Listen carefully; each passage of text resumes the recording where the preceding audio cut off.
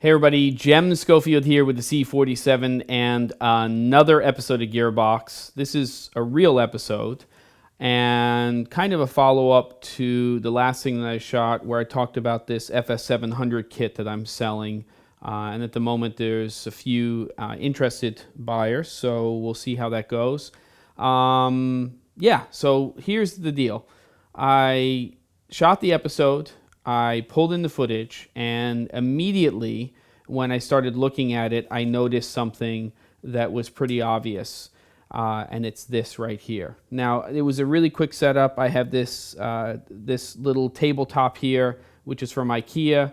We used something very similar to this on the Canon C100 videos, but it was much, much bigger than this. And we actually had a 4-foot fluorescent fixture underneath it that was hitting it with light from underneath.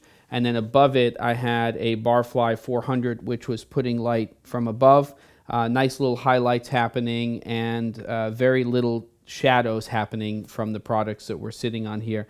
Now this time I just threw a Barfly 200 under here and just shot the thing because I wanted to tell everybody about all the kit. Just me.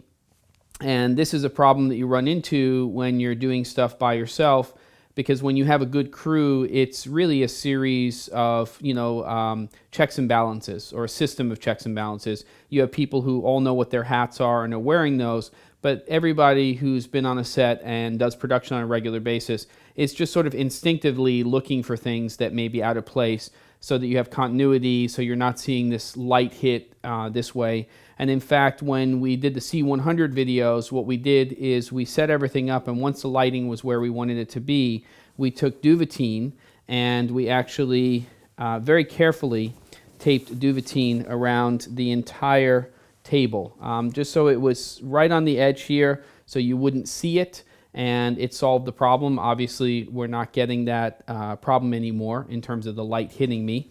And other ways you can do that, you can use foam board if you just needed to do it very, very quickly. I could just put a piece of foam board here and I could attach that with some gaff tape.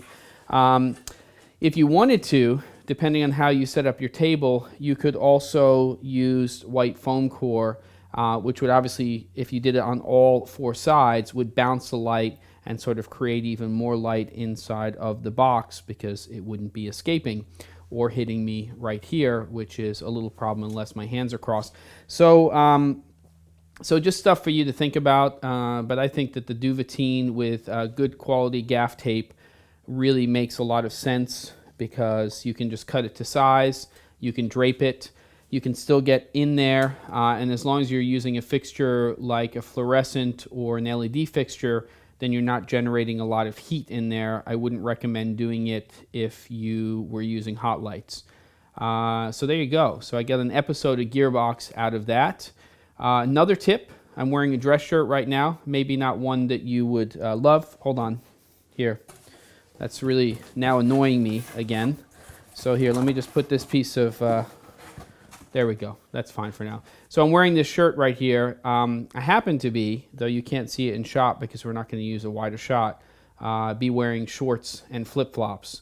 So on really hot days, and it's hitting 90 here today, just have your client bring their entire outfit, but maybe only have them wear a dress shirt if they're comfortable with that, so that when they're on camera, they're not sweating profusely. I think that's it for today. Again, FS700 kit still up for sale. I'll cross my hands here so you don't see that reflective light, but you can see how it affects everything else as well. Again, camera, full kit, extra batteries, modified viewfinder, some cool stuff with the handle here, Metabones adapter, FMU 128. All the bells and whistles packed lovingly by me and sent to your location somewhere in the United States of America. And I'll see you guys next time on Gearbox.